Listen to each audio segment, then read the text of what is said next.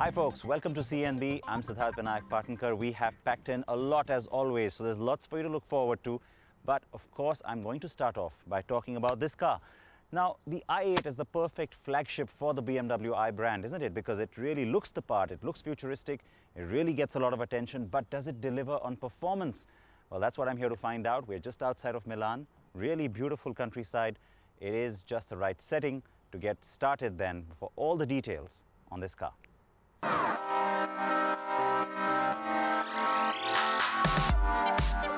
Is it the dawn of a new era or simply another new car launch? Yes, okay, so that's not just any new car. A new sports car launch then? Well, it's both.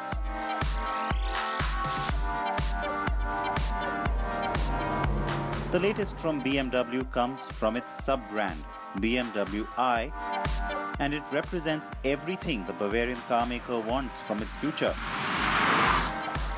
The car looks like $1 million since it has stayed true to its concept. But more than anything else, the part that has excited me is that it is every bit the sports car it promises to be, not just a hybrid or even just a hybrid sports car. The i8 is a hybrid.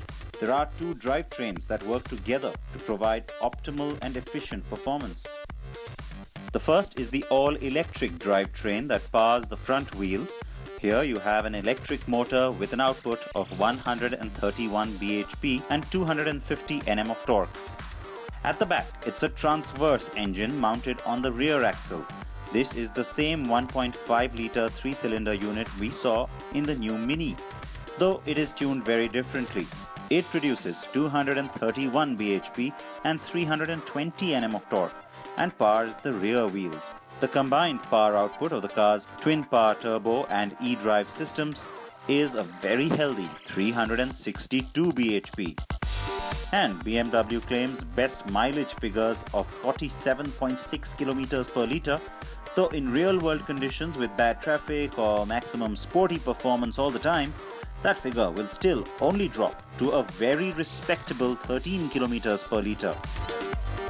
This is a sports car, folks. That is why that figure is so remarkable. The car has an e-drive mode.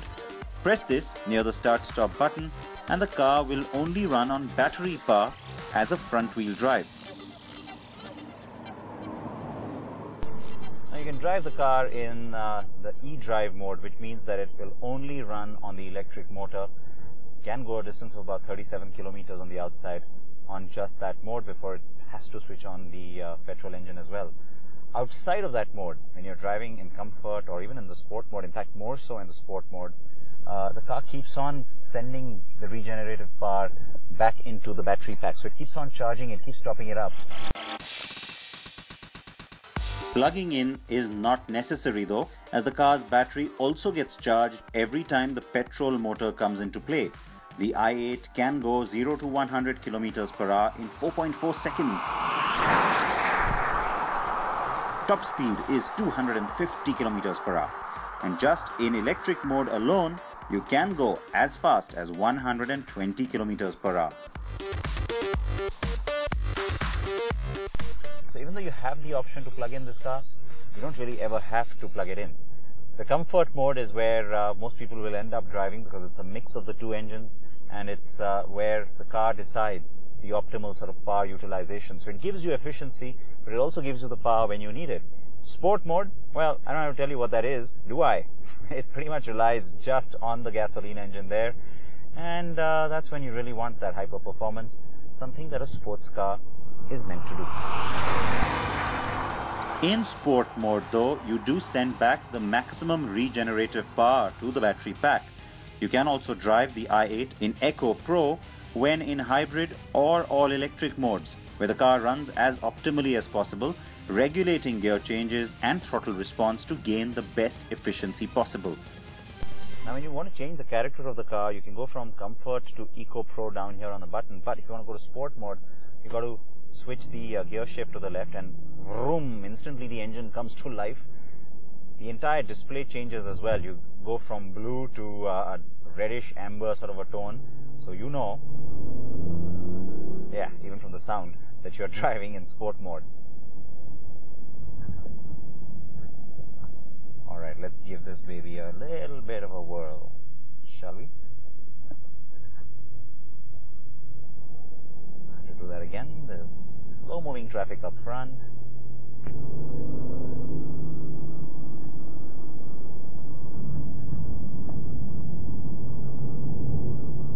It's effortless how the car switches between the two motors, even when you're driving in comfort mode, because unlike some of the other hybrids where you have this little gimmicky screen that keeps telling you where the power is coming from, it's distracting. Over here, the car just sort of takes charge for you. It tries to give you the optimal performance in terms of efficiency, and yet doesn't take away from the fun factor at all.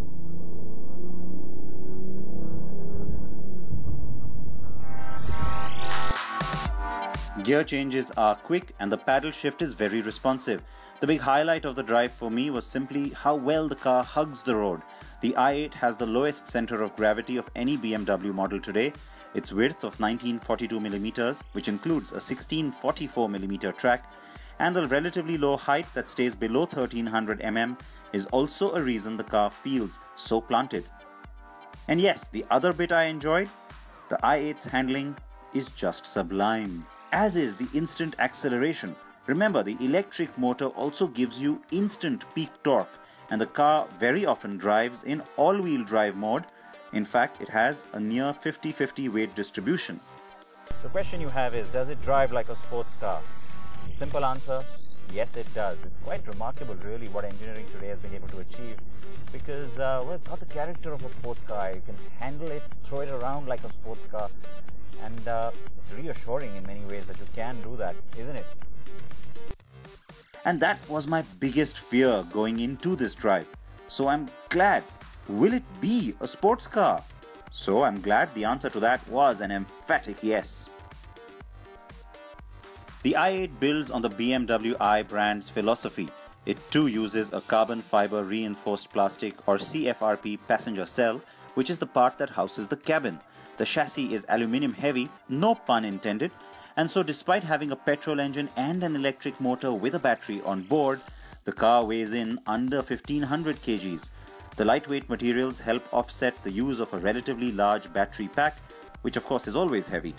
The advantages are many, says the company, but the most important of course is just how it becomes really efficient too.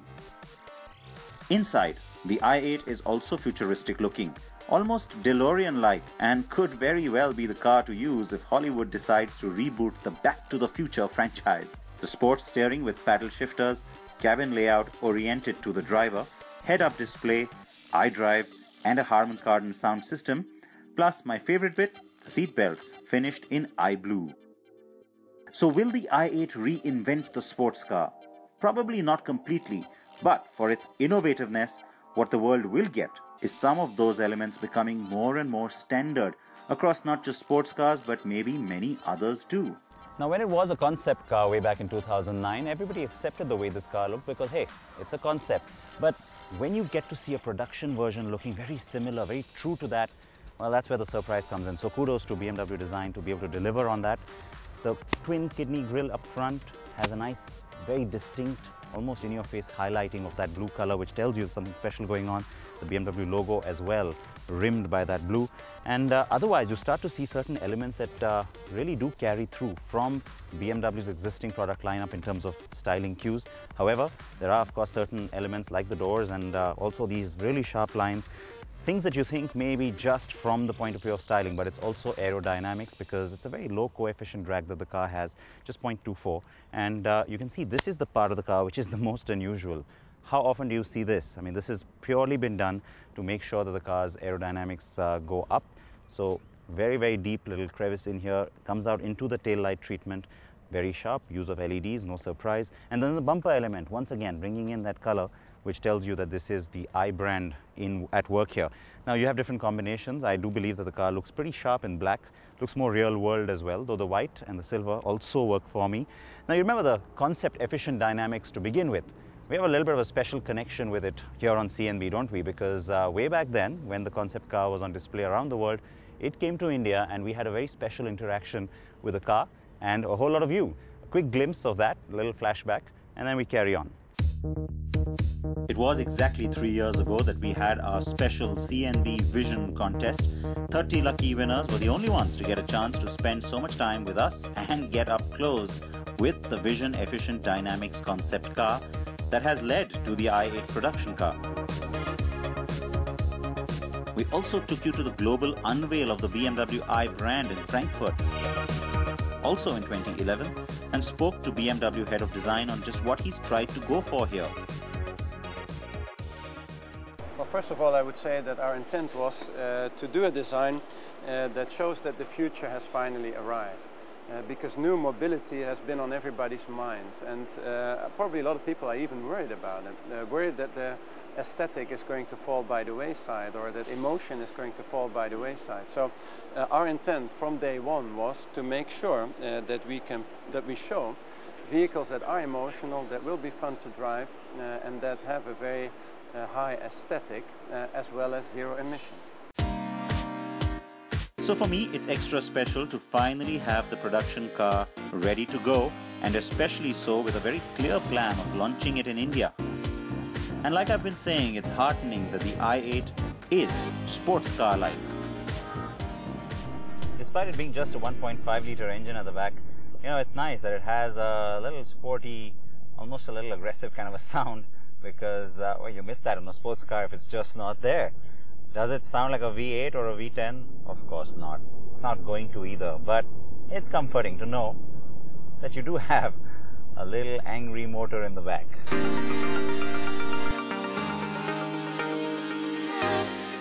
So all this is very well, but we all do know that this car, when it does get to India, will sell in very limited numbers. It will be priced prohibitively, likely in the 2 crore plus ballpark.